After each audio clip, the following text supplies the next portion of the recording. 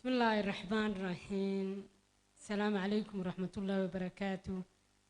runtii ilaahay baa mahad leh, ilaahay baa mahad leh, ilaahay baa mahad leh. aad iyo aad waxaan u wada salaamayaa madaxda qaranka ee halkan joogta,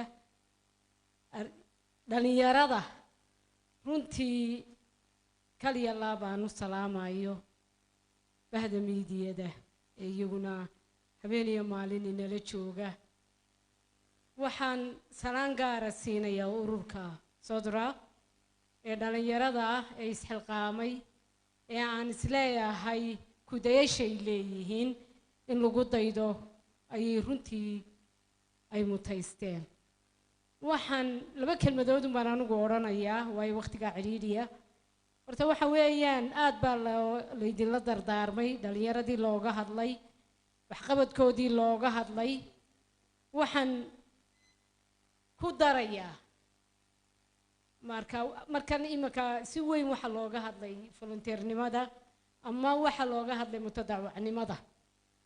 waxaan anigu sii xoojinayaa in allaaliya intii hadashay ee halkaa maanta martida ahayd wada hadashay ee boorinaysay in la noqdo mutadawiciin.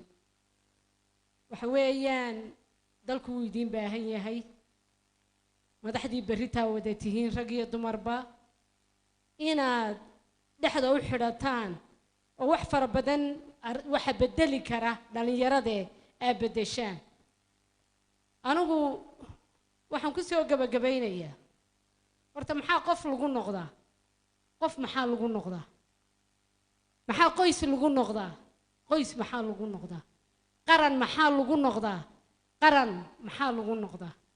deegaanka weeye, deeqaay deegaanka weeye, deeqow deegaanka weeye. waxaa qof lagu noqdaa, waxaa qoys lagu noqdaa, waxaa qaran lagu noqdaa deegaanka weeye. deegaankeenu wuu inoo baahan yahay.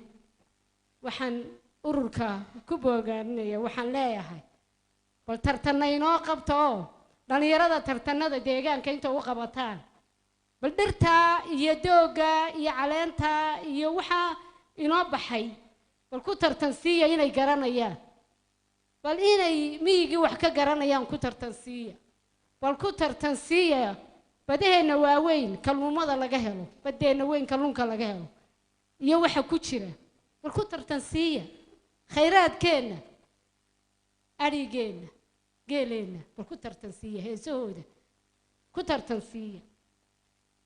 aad iyo aad waxaan usoo dhaweynayaa ururka iyo waxqabadkooda. waxaanan leeyahay inaynu lagu daydo, dhalinyaradu ku dayato weeye. waxaanan idinkaga tegayaa safiiradii inaad noqotaan, safaraadii ama safiiradii aad noqoteen deegaanka. wasalaamu calaykum waraxmatullah.